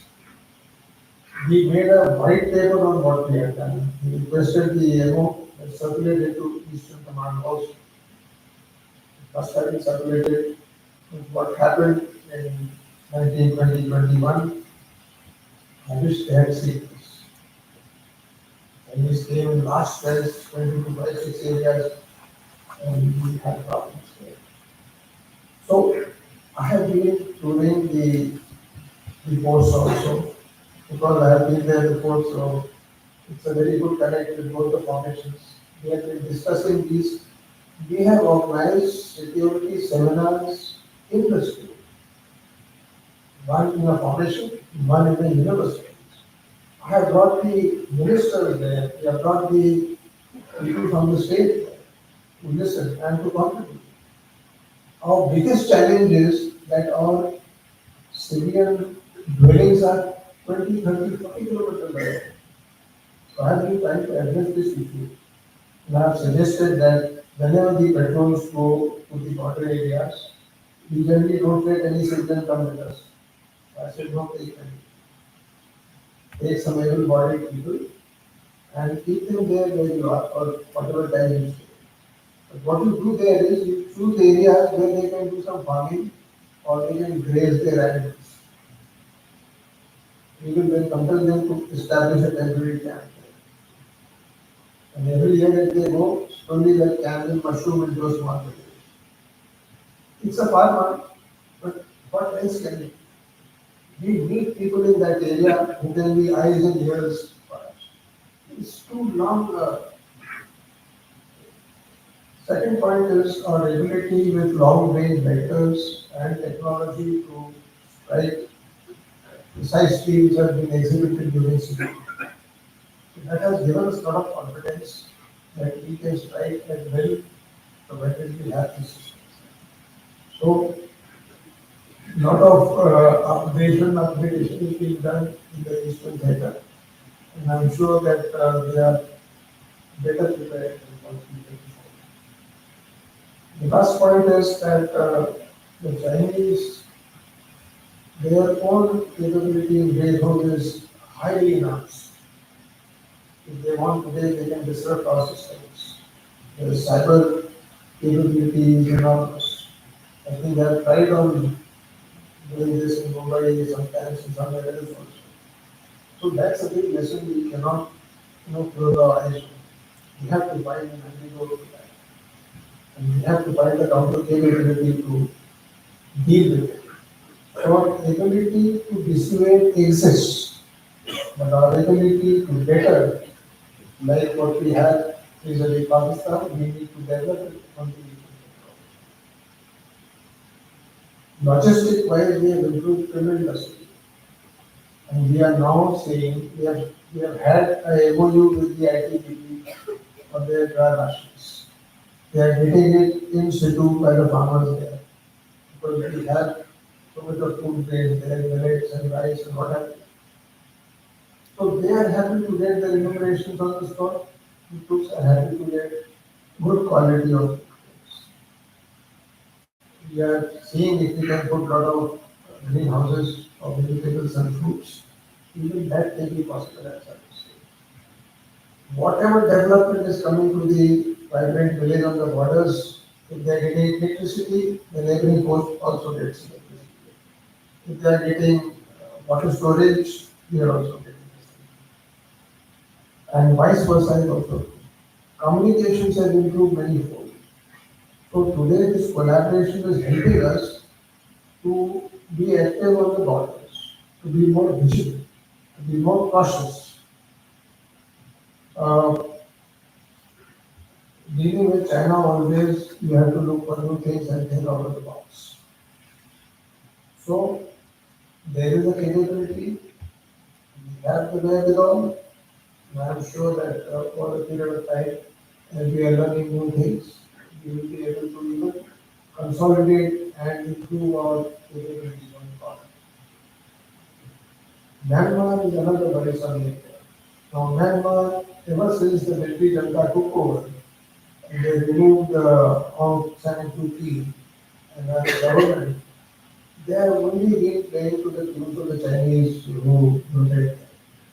The Chinese are very happy that military junta is there, they can make them do whatever they want. But the effect is today their own insurgents are chasing the. Our biggest problem is that all the military deployments in the Patta Hill areas, the borders Arunachal and Myanmar, there is no army.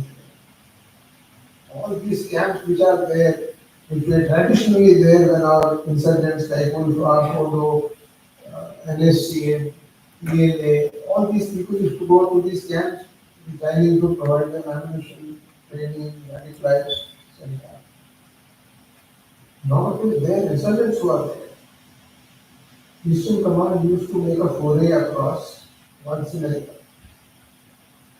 I asked for it, I went to NSA and asked the CBS also. They said, so there is no military on the other side. Who do we coordinate? We can't do this coordination with the insurgents. The only pleasing thing to the ear was 2 days back we heard something. I don't know if you heard it or not. That some of these camps were attacked by drones. Who done it? We don't know. So there is a way everywhere and fight. My worry is that NSC and IM today is sitting under suspension of operations for last so many years. They have kept all their weapons with themselves, and the country has not been able to disarm them. As a result, they are running a parallel government in Nagaland. And what is worse is the southeastern tip of Arunachal is the neighboring district is Queensland and more. NSC and IM people are coming into our districts.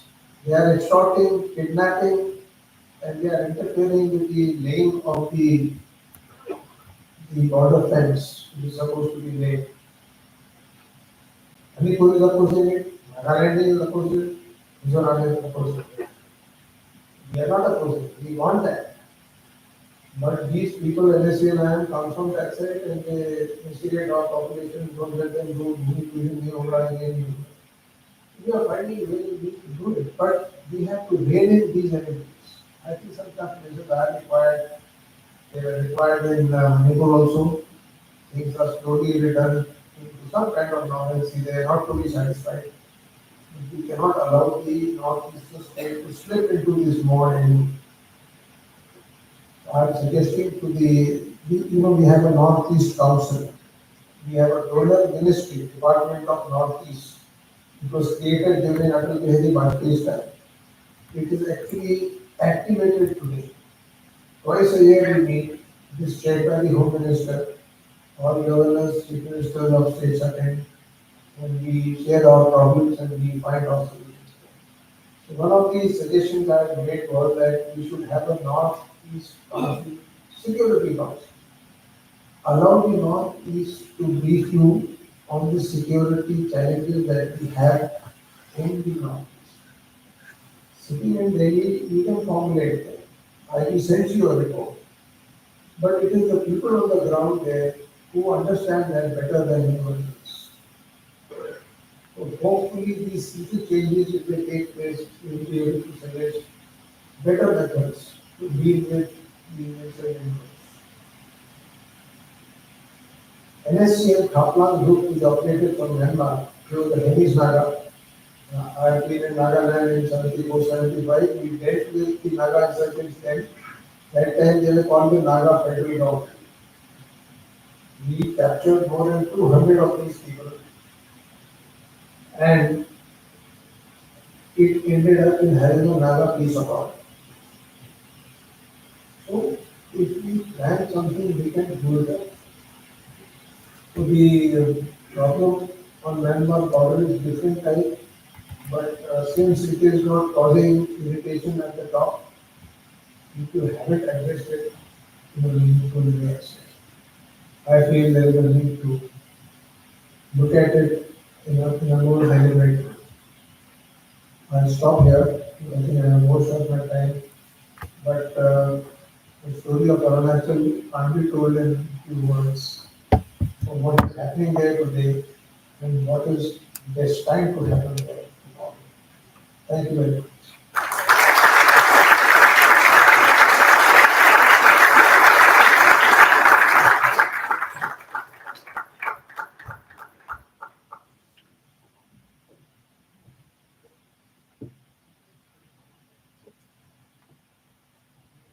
Thank you, Your Excellency, for taking us through a journey of Arunachal Pradesh and for sharing such a valuable perspective on a region that is so critical for our national discourse.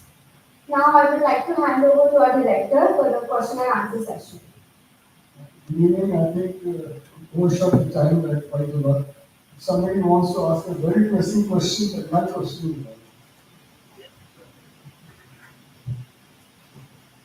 Sir, I have a question on the China interfering in the Arunachal Pradesh. Uh, so, can you be a little more loud? yes, I would repeat the question.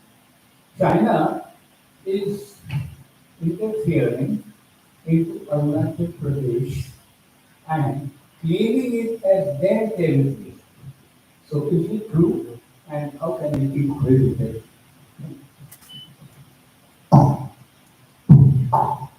Okay, so that's an old one. As I said, when I was explaining you the whole system of how it happened, the very fact that the Tawang monastery was being controlled by the lamas from Sonazong, which is in Tibet, our ability at the British time when they were making these borders, the Chinese refused to sign on that and they don't recognize the Nag brand.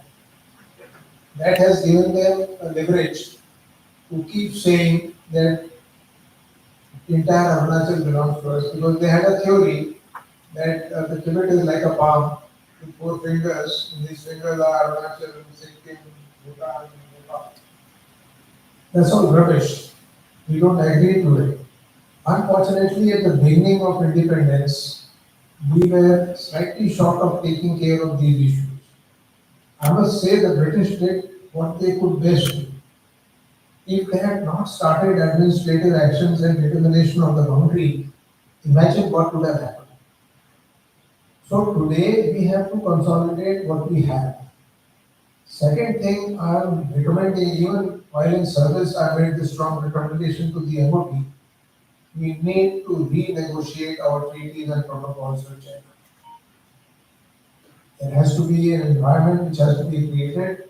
If at all they are serious about maintaining good relations, we should renegotiate. What has been negotiated now is totally disadvantageous to us. And it must be done as much in our favor as they feel it should be done in their favor. That is one.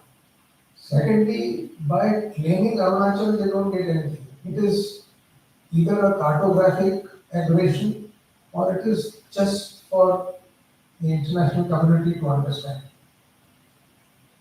Our PR and our ability to wage a IW kind of a situation has always lacked behind. And there are ways and means how we can internationally sensitize the people that Arunachal is and will always be an inseparable part of our country. By claiming it as theirs, it means nothing. Really, it means nothing. What have they done in last 60 or 70 years? Okay, we had one war with them Today they are in the process of becoming a world power. Their thinking was that unless we become a regional power, we can't become a world power. That is how the CCP thinks. But India is a formidable opponent. They can't just walk over us. What Americans have done in the last century, they have walked over inconsequent countries. There was no match. Vietnam, Afghanistan, and they could do nothing there. They ran away from there. If you see all the battles that are raging today, the conventional war is not finished. It is there. But how many countries are wisely using the technology to do and disrupt the way what happened? Our contest with Pakistan, Pakistan is not a runaway, we can't walk over it. It's also a nuclear state. So we have the capability. We are resilient. We are wanting to do a fair trade. We are wanting to be genuinely, coming to a place where we belong. So I don't think we should be worried what the China says. Let them say, and we should not keep contesting that at every forum because it just gives them more attention. Being silent is also an answer. Last question. Uh, uh, I have two questions. One is regarding adventure sports, and the second one is regarding agriculture. Pune is a big hub for paragliding and mountaineering, and most of the people from here go to Himachal, be it really supply, because since I am also a paraglider pilot, and others go to Nepal for mountaineering. If Arunachal can open the doors, with Pune, a lot of people from Pune will go there. Secondly, regarding agriculture, from my battalion 12 May, 8 Para 16 Mar, we have an officer, Colonel Subhash Deshwal, who is known as the carrot king. He grows 40,000 tons of carrot. If he could also be roped into Arunachal, I'm sure he would be okay then. Because he was called by the government of Myanmar as a consultant in the field of agriculture. Thank you. I couldn't get the first question right, sorry. So, Pune is a big hub for paragliding and mountaineering. Okay, And so, a lot of people go to either Himachal or to Nepal. okay, thank you. When I was talking of tourism, I showed you that we have the capability of doing paragliding, hang gliding, paramotor. Uh, we can do everything. The adventure people are already there. There are 3 or 4 firms who are working on it. So we will open it up the moment we have the tourism ready. Today I have said that we have got capability of doing all kinds of tourism. It's only that the infrastructure is not complete. We don't have hospitality. There are no places to stay. You can't put them in tents everywhere. So it may take a little time, but it will open. And it is not just these two. I have said mountain biking, whitewater rafting, mountaineering. All this is possible. And it will happen soon. Means I assure you the way things are going there, within the next year and a half, these things will start. As far as growing carrots is concerned, I take your point. But I was mentioning what we are doing already. 50,000 hectares of rubber, 45,000 hectares of oil palm, these are cash crops. Carrot, who's going to eat it? I'm sorry to say that, but I appreciate that he is doing something wonderful. But Arunachal is already on its way to magnify the food products in a big way. So we have plenty of targets to achieve. And since these people are not so used to eating carrots, it may not be so likable when he suggests. But if he had said something else, maybe it could have worked. Exporting, we are struggling to export what we have. So let us first get hold of that. And the moment that actually opens up, a lot of things will happen.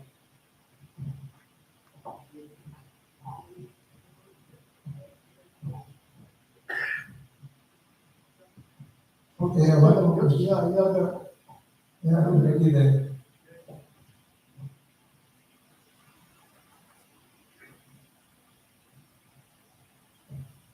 sir. First of all, I'm so overwhelmed, asking you this question. So, sir, you talk about that technology and AI also.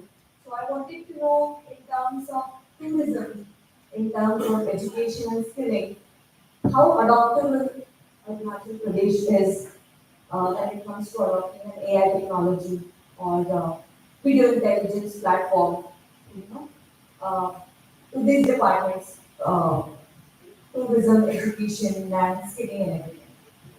Okay, so I mentioned to you that we are gradually going with technology, we are taking long strides. So today we are preparing our youth to get adapted to this technology, whether it is AI or it is, there are a lot of things there. They can be used in everything, whether it is tourism, education, health. It is applicable everywhere. So we are prepared to learn and we are prepared to implement. We are taking a little time because our development has been very slow up till now. We have taken, I said, we are trying to do a pole vaulting instead of leapfrogging. So it will happen. And I promise you that in a few years' time, you will hear more about it than what is known today. So I am sure this will be an enabler and we are finding ways how to enable it also. As I said, we are going in for applications which will help us to analyze the problems, which will help us to monitor projects. So the efficiency comes, the technology always will be at the forefront to enhance it. Thank you. Thank you, ladies and gentlemen. Before No question, some application only. Sir,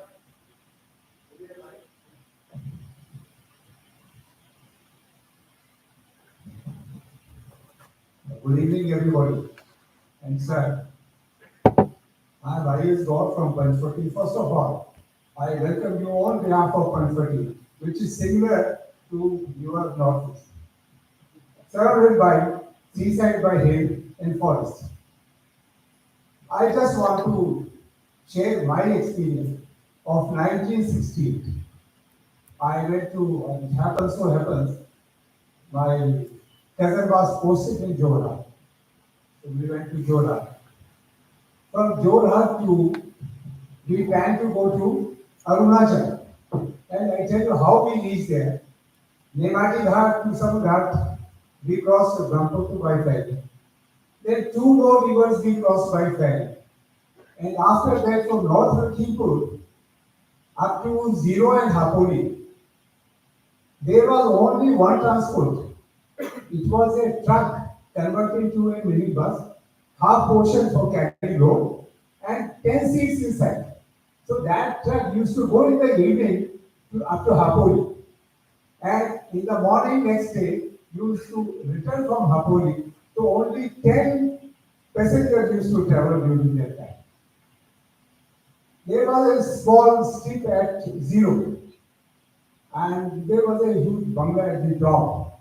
I remember the DC was some Mr. Dugal, he was the DC that time. So now I see the sea change. You are converted the entire Arunachal into really the people who want to join hands with you there in further development, in education. So what I see in the photographs is entirely different. It's, so just remembering what it was and what it is today. And of course, we are very happy here. We thank you so much that as the pillar, as our pillar there at the forefront, our boundaries are also safe there. And northeast, Arunachal Pradesh especially is progressing very well. And I will request all my people in Maharashtra and Pune, they should go and they should visit and they must see it now. I am the first person who is going to visit very soon now. Thank you very much, sir. I appreciate all your work. Thank you. Thank you for your comments. And you are most welcome to our visit Arunachal. No. Sorry,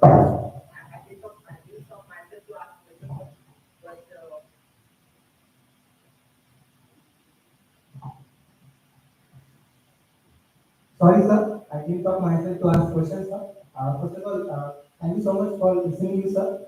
So my question is regarding the constitutional recognition of Arunachal Pradesh, the constitutional protection of Arunachal Pradesh, sir. According to Article 371H, the Arunachal Pradesh is not the protecting the tribal land and natural resources of Arunachal Pradesh. Because there are some other states like Mizoram and Nagaland, according to Article 371A and G, they are protecting their natural resources and tribal land. Because of that, the state government did not interfere and sanction any kind of project. Due to the lacking of constitutional protection, sir, in Arunachal Pradesh, there is a project in Siam River. According to Congress Committee of Arunachal Pradesh, the report is released and they state that 1.5 lakh tribal people are displaced due to the project, and around 27 plus villages got really submerged due to the height of project. So, sir, my question is regarding that why the Arunachal Pradesh don't have the constitutional recognition of the land of Arunachal Pradesh, and Okay, we got the question. thank you, sir. Okay. I think you missed out when I was talking about the hydro projects. When I spoke of Siam, I spoke of the threat that the Chinese dam is going to make on Sanpo, which will threaten Siam Valley. So today the question is, either we sit quietly saying that, oh my God, this big dam is going to cause misery, it will displace so many people, so many villages, and wait for China to do what it wants to do. That's one option. Other option is that we first carry out a proper survey, geological survey, to ensure that this will not result in any natural disaster. Secondly, there is a proposal the state has made that we are going to make a model village for all these people who are going to be displaced. There is a model of the model village which is being made. The routes to where this whole village will shift is being determined to show them that there is a fair amount of honesty in trying to resettle you. It is again the Adi tribes which fought the British. Now they have to make a decision. Should we go ahead and attempt to do what we are doing? And then they will have to suffer the economy of being displaced from there and resettle somewhere? Or would you sit and wait for things to happen? The land is the biggest institutional hazard in Arunachal. It doesn't belong to the state. It belongs to communities, it belongs to individuals, it belongs to villages. This has propelled some wrong trends there. Firstly, there is a lot of haggling for compensations when things happen.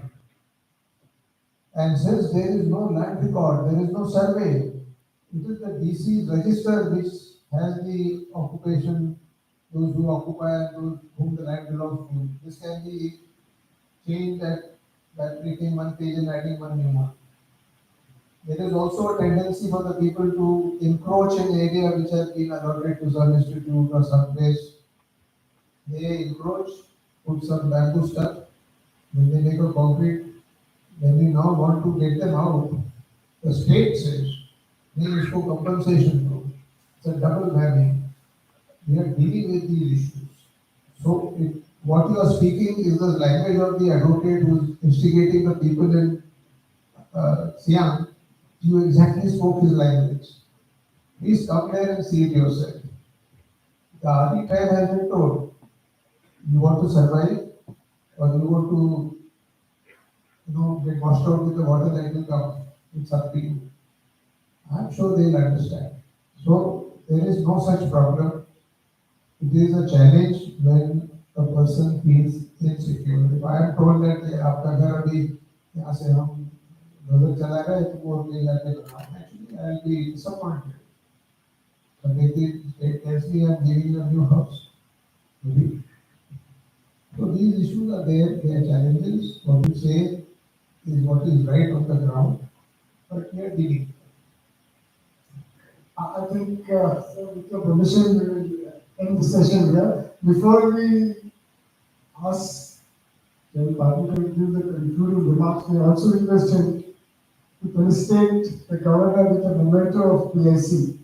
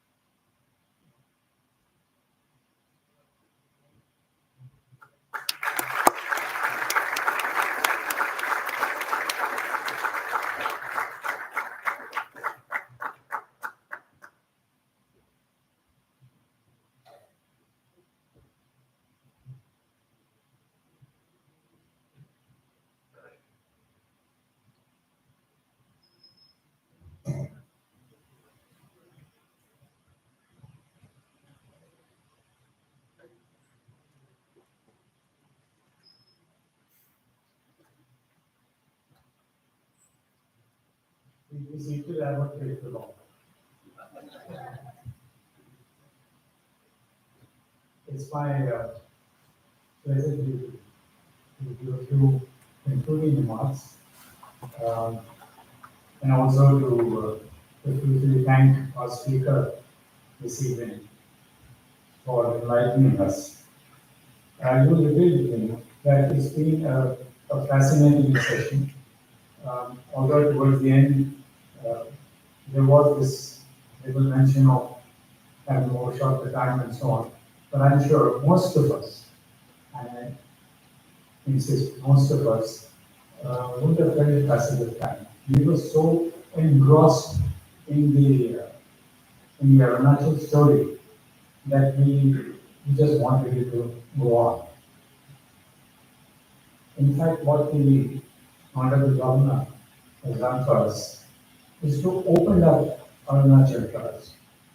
Those of the older generation who only remember Nepal, and also those of the older military generation who served in that piece of land, must have been very proud and happy to see where Arunachal is today. To give a personal experience, earlier this year, I had the opportunity with my friends, one of them is sitting right here, to visit Arunachal, and we were astounded, to say the least. Of course, it was a revisiting of that area 50 years after we were there, and it is unbelievable. Today, the roads, the class 70, which you mentioned, which meant almost like a freeway with heavy traffic, including the container trucks and that kind of traffic I'm talking. Can you imagine that goes well beyond the one? You're driving on riding surface, which is like the Mumbai-Pune highway expressway, and I'm not exaggerating. We talked about tourism, and he says very rightly that they like to control the number of tourists who go there because they will overwhelm. The population is so little there. And let me give you just one example. When we go to Bumla, which is smack on the line of action control, it has become a tourist spot. It was unthinkable when we were there last, and Bumla was supposed to be, be the final frontier, so to say, and the Chinese are across and so on. Today we were advised, start early, sir, because if you're late, there will be such a long queue of cars going to Bumla that you will be in a traffic jam. Traffic jam in Bumla, this is completely unbelievable, but this is how our country is today. And I was very happy that Parnay came here and spared the time to explain to us how Arunachal is on a march. And a large amount of credit, let me tell you, ladies and gentlemen, must go to him. The story did start over the last decade, but the graph has gone exponentially high in the last 2.5 hours since he became government. And it was apparent. He didn't tell us. But when we were given various presentations and we saw the improvement that has taken place over the last 2 years, it was astounding. Absolutely astounding. So thank you very much, sir. That's my biggest thank you on behalf of everyone present here, and not only just Pune International Center and the Center for National Security Studies. In opening Arunachal to us, we were mindful of taking us back to the medieval times, the story of Krishna and Rukmini. And he brought us right up to today, to where we are, where the Chinese are instigating and doing things which we should be mindful of. The historical perspective, the famous phrases that came in between of young husband expedition, of McMahon line, and of the land partial control as it is today, and how we are now defending that place where the force accretion has taken place from just 2 or 4 divisions. Now we are into the 6th division force there. Instead of 1 corps, there are 2 corps handling the same area. And having seen some of that recently, I'm convinced that the Chinese are in for a big surprise with trying monkey face. In highlighting how Arunachal is on the march, the 5 things that struck me, and I'm sure they must have struck you too, is generation of hydropower. They're going to be surplus power. 40% of the total power generation in this country is going to come from Arunachal. These things are sounding like incredible but true. The encouragement to local industry, being mindful of the, I'm sorry, Professor Amitabh Malik is not here, but this brother music to is here. He's an environmentalist, and no pollution, and making sure that it remains so is music to those years who care for the environment. Education and skill development was another area. Excellent. That was actually something that can be reiterated. The state is showing to everybody here what excellent means. And from a limited population to get this kind of skill development going is very challenging, but something that they put their heart on. One more thing about when I mentioned about Mugla, let me also tell you, there was talk of, unless we are ready for tourism, we are not going to open up. On the way to Mugla, or on the way to Tawan, I might say, we were completely taken aback by 2 things. Every little, there are no villages now, I think, there are little townships that you pass through.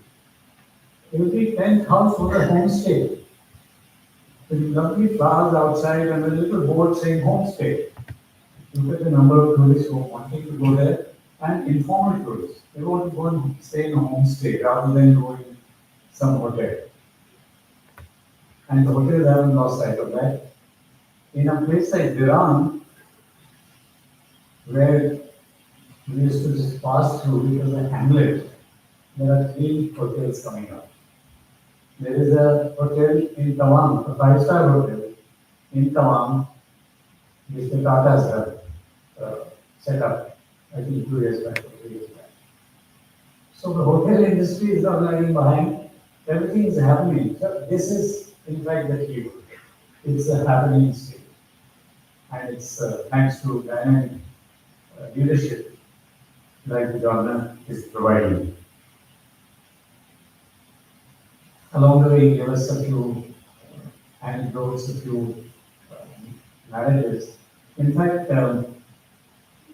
talking of narratives, this word has become very popular after Sindhu. And you know why. Most of us know why. And we feel that narrative is some place, something where we need to improve. And he gave us that little anecdote, and I love that as part of the narrative, as part of perception management. And that was the naming of places. When you mentioned that, we should name places and have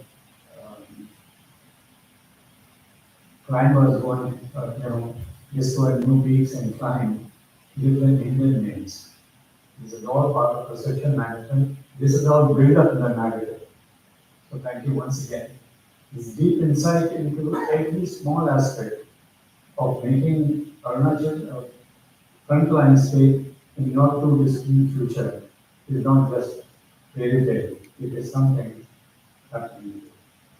Thank you very much. I also want to wish to thank each one of you for firstly having come here to listen to this magnificent talk, and also the perseverance and the forbearance to sit through and ask some very fine questions at the end of it. So thank you, audience. You've been very patient. You've been an excellent audience. Thanks. On behalf of Pune International Center, I wish to once again reiterate profuse thanks to the government and to you again. Jai Hind.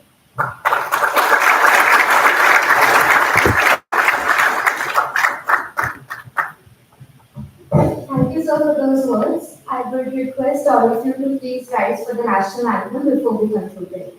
Thank you.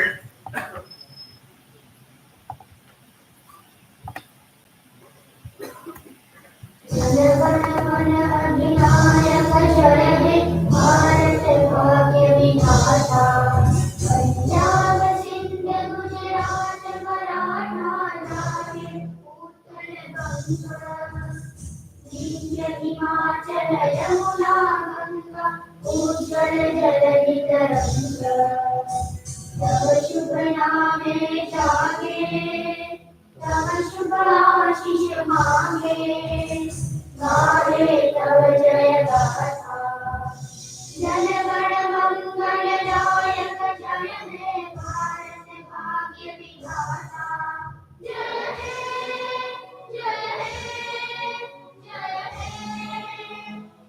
जय जय जय हे